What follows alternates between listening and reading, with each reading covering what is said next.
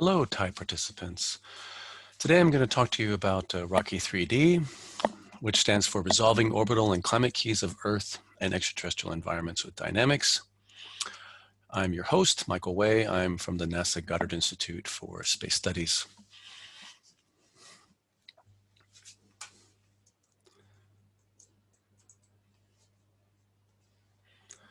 What is Rocky 3D? Well, I imagine most of you would have guessed by now that Rocky 3D is a 3D general circulation model. We model the lower atmosphere up to about 60 kilometers for Earth and the ocean of Earth-like worlds.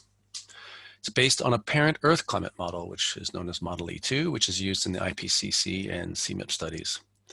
It's not terribly useful for gas or ice giants or thick modern Venusian atmospheres, in case you were wondering. If you really want to know about the details of the model, we have produced a paper that describes the model in some detail, which you can see here in the Astrophysical Journal supplement series from 2017. But I'm going to give you a very broad overview of the capabilities of the model and what it's been used for towards the end.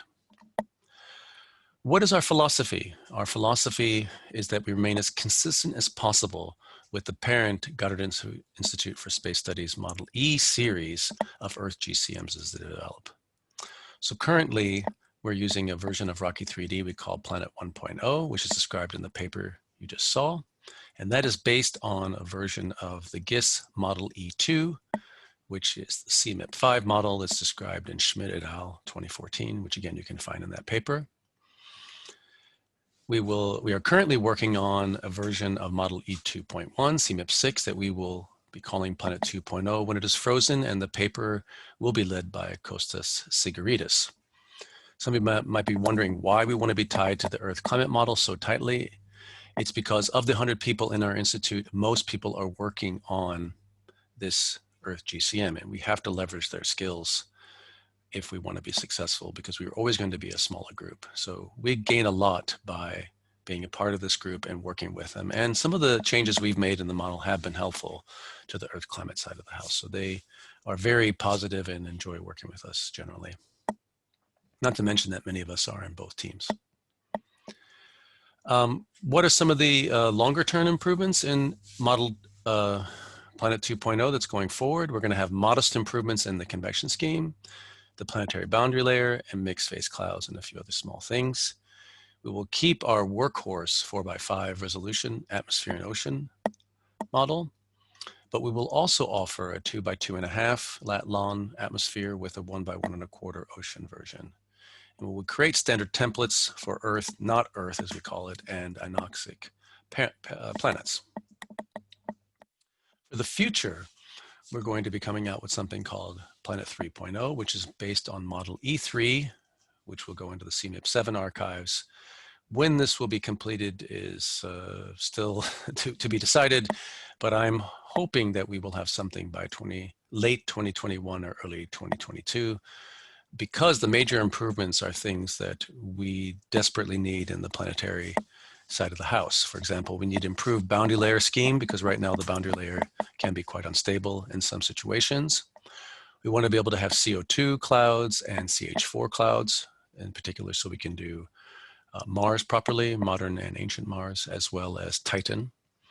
There'll be an additional dynamical core available, the finite volume core, and I'll talk about the core we currently use in a moment. And we're going to change resolutions for those to be using a cubed sphere with the finite volume core of about 1 degree resolution that we will get from the Earth side of the house. What's under the hood in Planet 1.0 today? First of all, we're using a dynamical core that's a finite difference on Arakawa B grid that is described in Hansen et al. 1983. So we've been using this dynamical core for quite a long time. Horizontal resolution, as I've mentioned just now, is 4x5 atmosphere and ocean. We have 2 radiation models that we use in Rocky 3D Planet 1.0. The first is the GISS native model that was developed originally by Andy Lasis, and it has 20 layers up to 60 kilometers, as I said. What's nice about it is that it's extremely fast, but it's very tuned to modern Earth atmosphere. So you cannot change atmosphere constituents very much. You cannot increase your insulation very much or decrease it very much. It's really tuned to be extremely fast for modern Earth atmospheres. But a few years ago, thanks to work by David Amundsen, who came to visit us from the UK as a postdoc, he got Socrates hooked up to Rocky 3D. We run this in a 40-layer version of the model. It's highly flexible, and we make all of our radiation spectral files available, as you can see in this Google Doc here. If you want more details, let me know. For the oceans, we have 3 types of oceans that are offered in Rocky 3D. Again, these are derived from the Earth parent model, a prescribed sea surface temperature model, which I've not seen used so far by the group.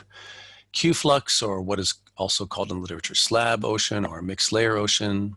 These kind of things are described all the way back in papers by Miller and Russell from 1983 and 1985. The Q-flux ocean can be prescribed, so you have heat fluxes that are prescribed for Earth, for example, or set to 0 as they are for most exoplanet studies. And in our papers, we call these Q-flux equals 0 oceans. People use different names for them, of course. And then, of course, we also have the kind of Cadillac ocean, our fully coupled 13-layer ocean, where we can adjust things like viscosity, diffusion, etc., as we desire.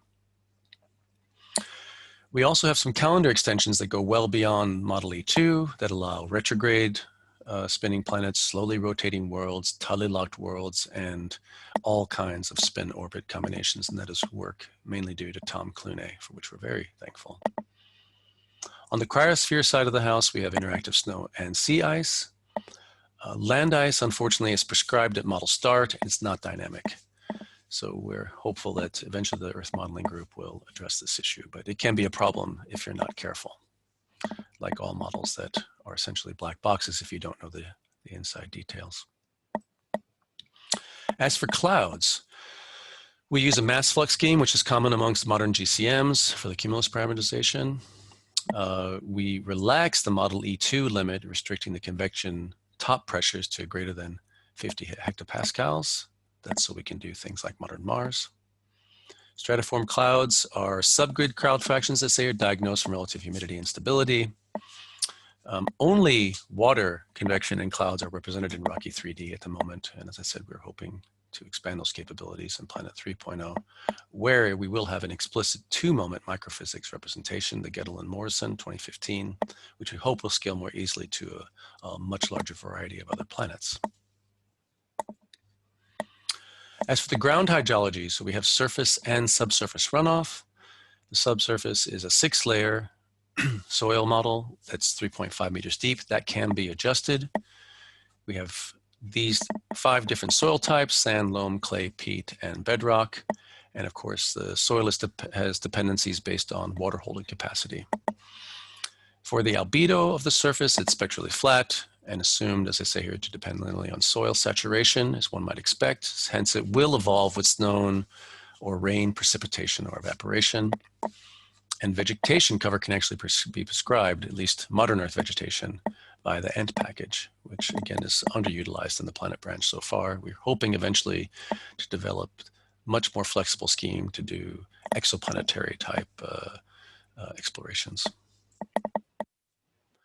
As for the atmospheric chemistry, generally the model is run in non-atmospheric chemistry mode, but it is possible to run it in interactive chemistry mode, and that's inherited currently from the modern Earth model, where O2 concentrations are possible from present day atmospheric levels to 10 to the minus 6 of present day. That's about it. If you want to do oxygen atmospheres less than that, it's outside the bounds of the model. But we've been developing for several years a completely new scheme using the kinetic preprocessor. That's being led by Kostas Sigirias and Sunny Harmon, and we're again hopeful that will be done soon so that we can start exploring things like photochemistry in Titan's atmosphere, for example. For aerosols, again, we're inheriting all of those from Model E2. We have carbonaceous and non-carbonaceous aerosols. And actually, as we speak, a new modern Mars dust model is currently being tuned that will be accessible in Planet 2.0.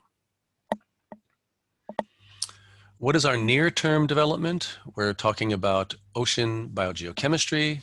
That's being derived from the Earth planet model. We're going to be able to have variable mean molecular weight of air. Right now, we cannot do that. So hopefully we'll be able to have more than one condensable species. Right now, the only condensable species is water, and we have to be careful about how much water condenses in the atmosphere, that it doesn't change the mean molecular weight too much. We're hoping for a more sophisticated surface runoff scheme. So everything in red are things that we're working on. Things in green are things that are either done or almost done. That's being led by Gary Russell and Nancy Kiang. We're still working on getting our South Pole land point removal. That's a requirement of the model currently. Some models have both north and south. We're waiting for the South Pole. It doesn't affect the Earth's climate side of the house because they have Antarctica. We now have a geothermal tidal heating model that's prescribed, so you can prescribe what kind of geothermal heat you want in each grid cell at the bottom of the ocean or in land grid cells, whatever you like. We've just recently initiated new aerosol input files for non-Earth Socrates radiation files. And we're working with Eric Wolf, our radiation person, on generating some new spectral files that will allow us to go over typical temperatures over 400K. So we can start exploring the inner edge of the habitable zone without the model, the radiation side of the model, going outside of the bounds.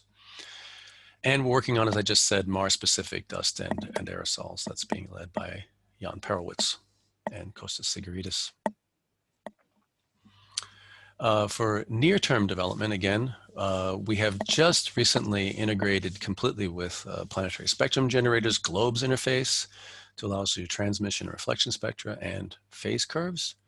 So you can upload model output from Rocky 3D into GLOBES, and you can play to your heart's content with this wonderful interface. We're just about finished.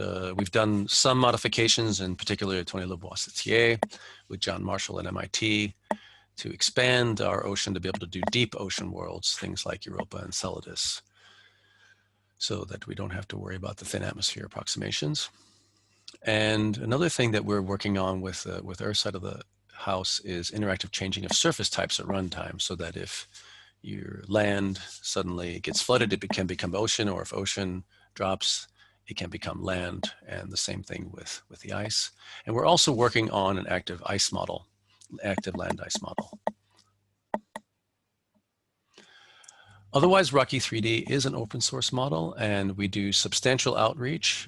We give model tutorials at least once per year. Last year, we gave 3 in different places, 1 in Berlin, 1 in Tokyo, and then our standard one at GIS every year in person. This year, we did it obviously virtual because of the pandemic.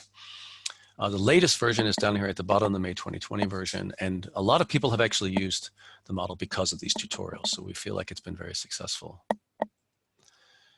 Some recently published work with the model. I've just listed a few of the different topics. I haven't given the exact paper, but ancient Venus habitability, paleo moon atmosphere. So we've done quite thin atmospheres down to less than millibar. We hope to get down to microbars in the near future. Proxima Centauri B hypothetical atmospheres led by Tony Del Genio. Obliquity studies, inner edge studies, variable eccentricity of Earth-like worlds. And recently, one of our students, who is a professor now at Notre Dame, Stephanie Olson, has written a very nice paper on looking at exoplanet life with respects to oceanography. Work in progress at the moment in terms of papers is a land planet parameter ensemble led by Nancy Kiang, paleo Earth studies by Linda Soul and Mark Chandler, some deep future Earth studies I'm working on with collaborators. Ancient Mars, led by Scott Guzewicz. Chris Close is working on a spin orbit study. We're doing a boundary condition ensemble, myself, Linda Soul, and Mark Chandler, and Tony Lebois-Citier, as I said, is leading our Deep Ocean Worlds project. And I just thought I'd quickly mention the core development team. It's Andy Ackerman who's doing our clouds. I mentioned Kostas Sigouridis and Sunny Harmon doing chemistry. Kostas is doing aerosols for us. Eric Wolf is our radiation person on the Socrates side, and Landy Laces for the GIS radiation. Tom Clooney is doing our calendar. Nancy King is doing planet functional type, vegetation, and also soil. Igor Elenov is also doing land surface and generally fixing problems, and Tony Lebois-Citier is doing ocean and sea ice, while Robert Schmunk handles panoply, and I'm sort of the general, doing general support and trying to push things along in all these different areas. So thank you very much, and hope you all have a really nice meeting.